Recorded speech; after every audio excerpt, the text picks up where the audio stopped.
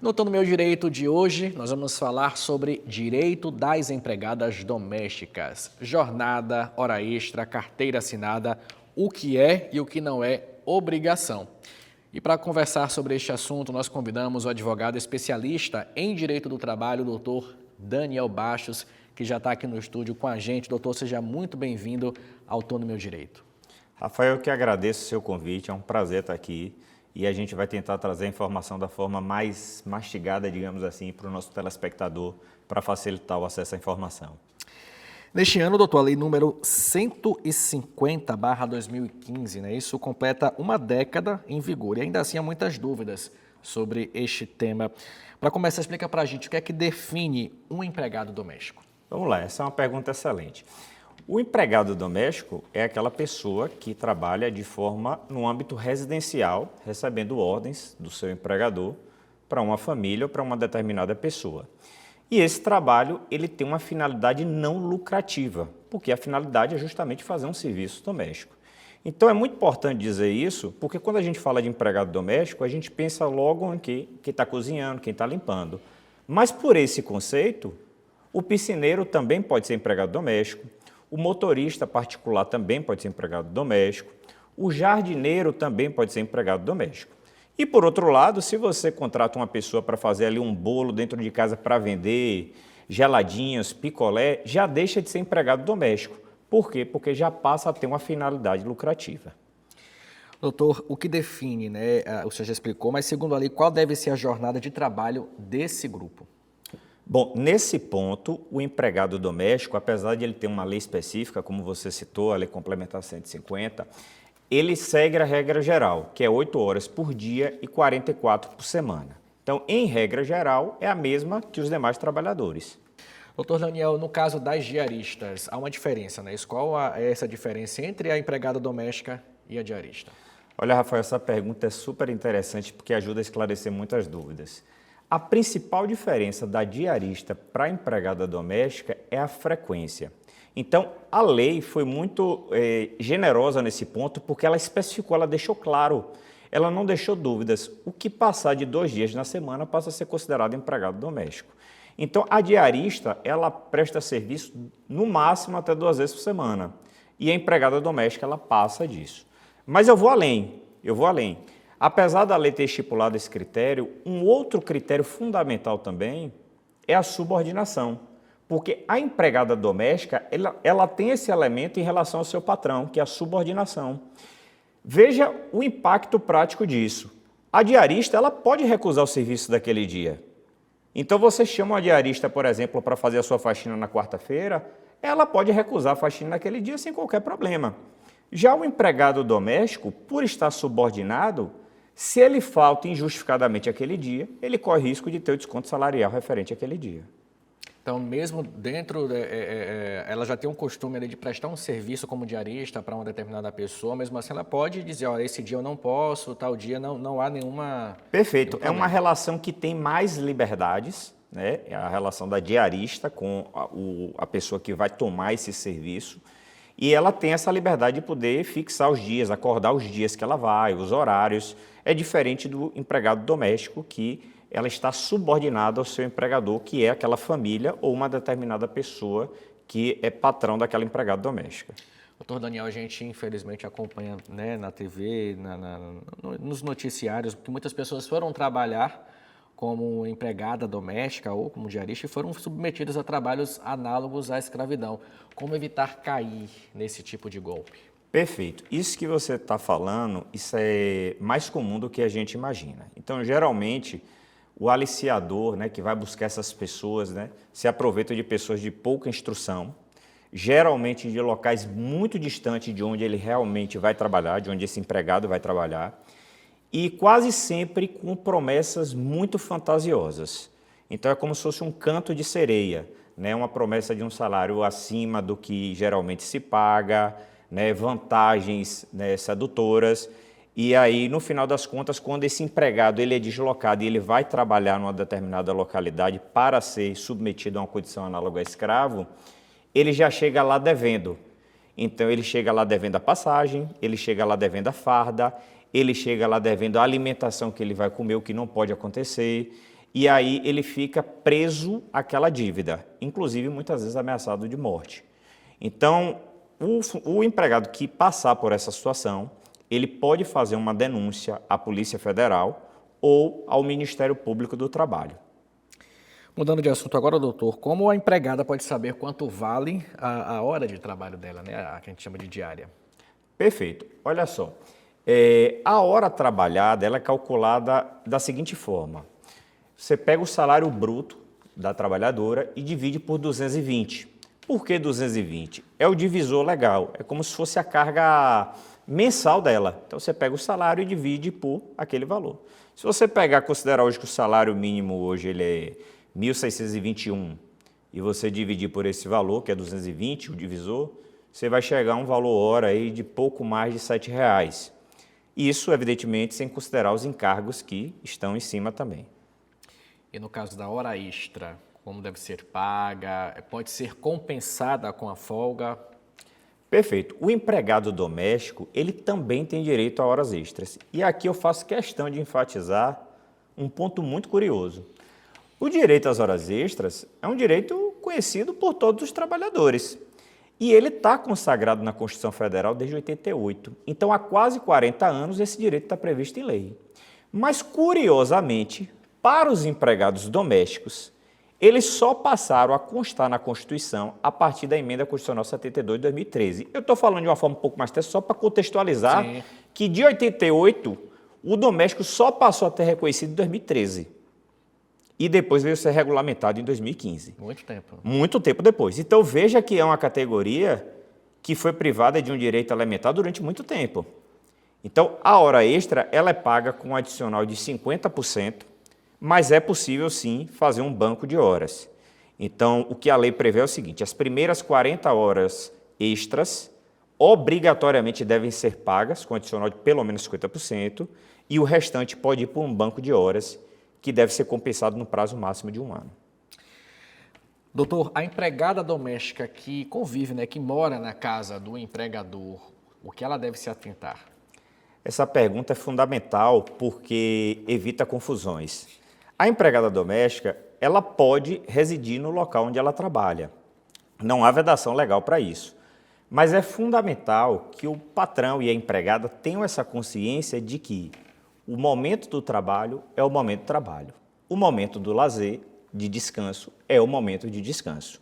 Então, por exemplo, a empregada, quando ela para, por exemplo, para descansar, mesmo ela estando na residência onde ela trabalha, isso não é tempo de trabalho. O horário que ela vai dormir, mesmo que seja ali na residência onde ela trabalha, isso não é tempo de trabalho. Agora, por exemplo, se ela já cumpriu a carga horária dela e o empregador, a patroa, o patrão pede, olha as crianças aqui um pouquinho, faz um lanche para mim, prepara o jantar, mesmo ela já tendo cumprido a jornada dela, isso é tempo de trabalho e deve ser computado como hora extra. E deve ser, obviamente, cobrado, caso o empregador não queira, né? Perfeito. Isso deve ser pago como hora extra ou entrar no banco de horas. Doutor Daniel, agora uma situação comum, a viagem, né, com a família, para essa empregada que convive ali naquele seio familiar, como fica a jornada também e a questão das horas extras, nesse caso específico? É muito comum, né, se levar empregada doméstica em algumas viagens, principalmente se aluga uma casa de praia, ou você vai viajar e você tem criança pequena, você precisa da babá, né? E aí se leva junto para a viagem a empregada doméstica.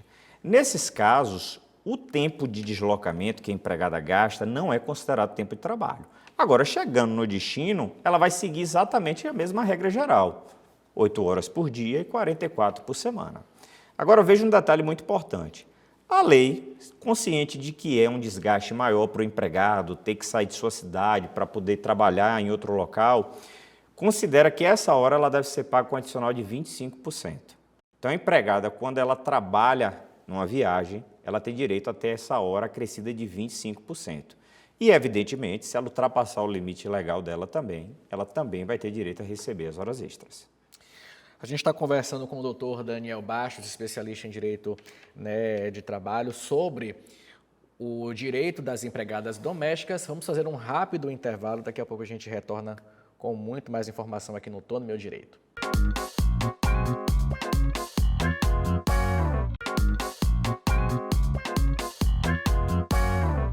O Tom do Meu Direito já está de volta falando sobre direito das empregadas domésticas. Nós convidamos o advogado Dr. Daniel Bastos para discutir um pouco sobre este assunto. E agora, nesse segundo bloco, doutor, eu quero saber do senhor o que é regime parcial e como deve ser feito o pagamento desse regime. Perfeito. O regime parcial, ele é, digamos assim, um contrato com a empregada doméstica mais compacto, mais enxuto. Eu expliquei agora há pouco que a carga horária da empregada, em regra, ela é 8 horas por dia. Sim. E 44 por semana. Então, a lei prevê que se faça um regime de tempo parcial, ou seja, com a carga horária menor, que não ultrapassa 25 horas por semana. Por que isso? Porque a lei pensou o seguinte, que nem todo mundo vai precisar de um empregado doméstico 8 horas por dia e 44 por semana. Então, nesse caso, ao se fazer esse contrato de forma com regime de tempo parcial, o salário e os encargos e os direitos decorrentes dessa relação também serão proporcionais. Então, digamos assim, eu resumo o contrato de regime de tempo parcial assim, num contrato mais compacto. Entendido. E para o contrato de experiência, doutor, quais são as regras? Deve ter um limite de tempo? Olha só, eu costumo dizer que o empregado doméstico, ele é o empregado que mais tem contato com a sua intimidade, porque ele está dentro da sua casa, acompanhando a sua rotina, a da sua família, a dos seus filhos. Então, o empregado doméstico é um empregado que você tem que ter uma extrema confiança em quem você vai colocar para trabalhar na sua casa. Então, é fundamental fazer um contrato de experiência. Então, o contrato de experiência ele serve justamente para testar a relação. E eu não falo só apenas em relação ao empregador, não. O próprio empregado verificar se aquele empregador é um empregador correto que vai cumprir os direitos que ele tem. Então, o contrato de experiência ele pode valer por no máximo 90 dias.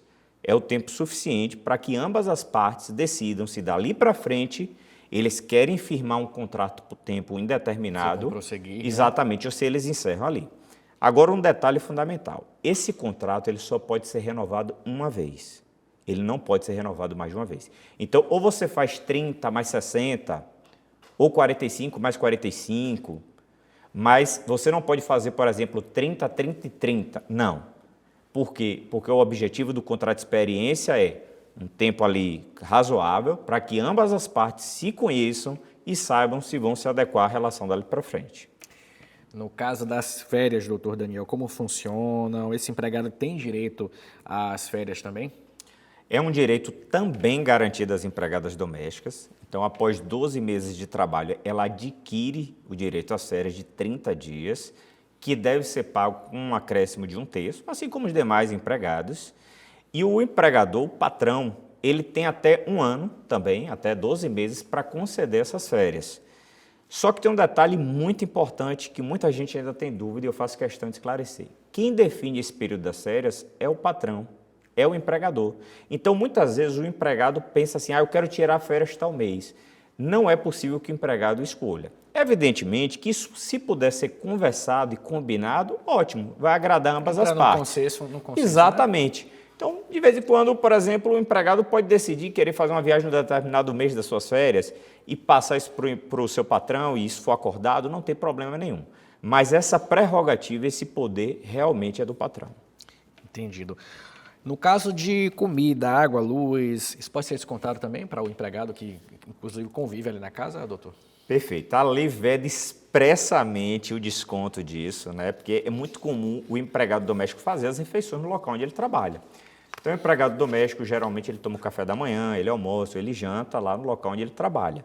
E a lei veda expressamente os descontos disso. Então, o empregador que fizer esse desconto, ele certamente será condenado a ressarcir o empregado desses valores. Doutor Daniel Bastos, trabalho noturno, como é que funciona no caso dos empregados domésticos? Beleza, ótima pergunta. Inclusive, isso é muito direcionado para babás e cuidadores de idosos, né? Então, são os tipos de empregados domésticos que a gente mais vê trabalhar como no horário noturno. E aqui eles seguem a regra geral. Então, entre 10 da noite e 5 da manhã é o período que a lei considera como horário noturno. Então, entre 10 da noite e 5 da manhã é o horário noturno. E aí o empregado tem direito a um adicional de 20%. Com o empregado doméstico não é diferente. Ele tem direito a esse adicional. Só que tem uma curiosidade interessantíssima, que é o seguinte. Quantos minutos tem uma hora? Uma hora, em regra, ela tem 60 minutos. Mas à noite, para a lei, uma hora dura 52 minutos e 30 segundos. Isso é uma ficção que a lei criou para reduzir a hora noturna em benefício do trabalhador que trabalha nesse horário. Porque todo mundo sabe que trabalhar à noite é mais desgastante. Cansativo, exaustivo, né? Você fica privado do seu sono. Você imagina, por exemplo, uma babá que toda hora ela tem que acordar. Então, biologicamente, isso é mais desgastante.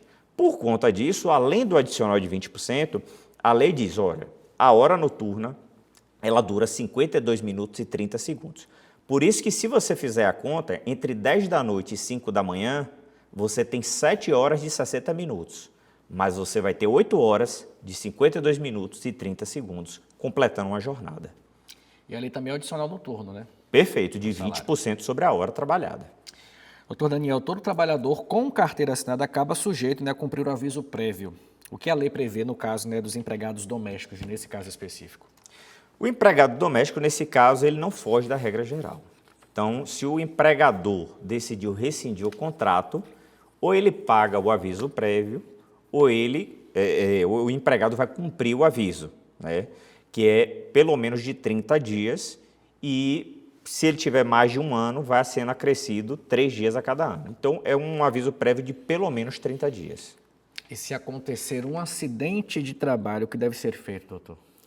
Olha, essa pergunta é interessante porque às vezes a gente acha que acidente só acontece na rua, né? Mas dentro de casa também pode acontecer e com o empregado doméstico não é diferente. Então, o empregado doméstico pode cair de uma escada, o empregado doméstico pode se furar com uma faca, isso pode acontecer.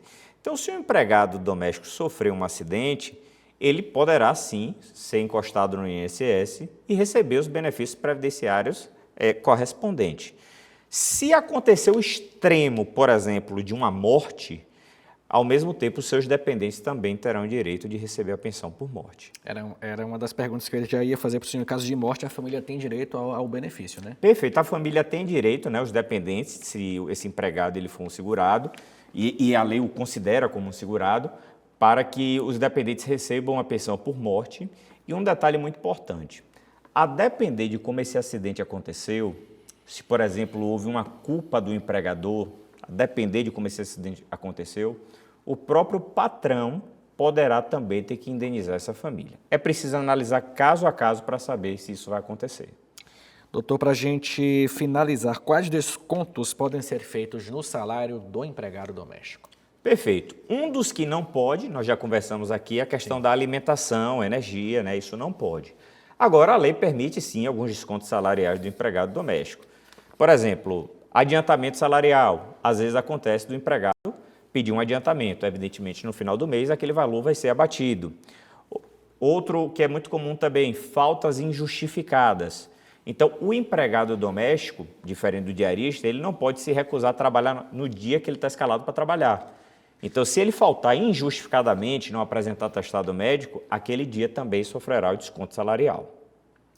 E para a gente encerrar, deixa um recado para quem está nos acompanhando, principalmente para os empregados domésticos, empregados e empregadas, né, que ainda desconhecem os direitos próprios. Eu costumo dizer que informação é poder, para ambos os lados, patrão e empregado. O empregador bem informado, ele evita problemas e cumpre bem as suas obrigações. E a empregada doméstica bem informada também fica ciente dos seus direitos. Doutor Daniel Bastos, muito obrigado por ter aceitado o nosso convite, por ter prestado esses esclarecimentos de forma clara, simples, né, bem popular para quem está nos acompanhando. Eu que agradeço, para mim é uma satisfação muito grande e desejo a todos que aproveitem o conteúdo aqui produzido. E o Tô no Meu Direito fica por aqui, lembrando que tem reprise deste programa na quinta-feira às 2 da tarde, aqui na TV Feira, canal 2.1. Até a próxima semana.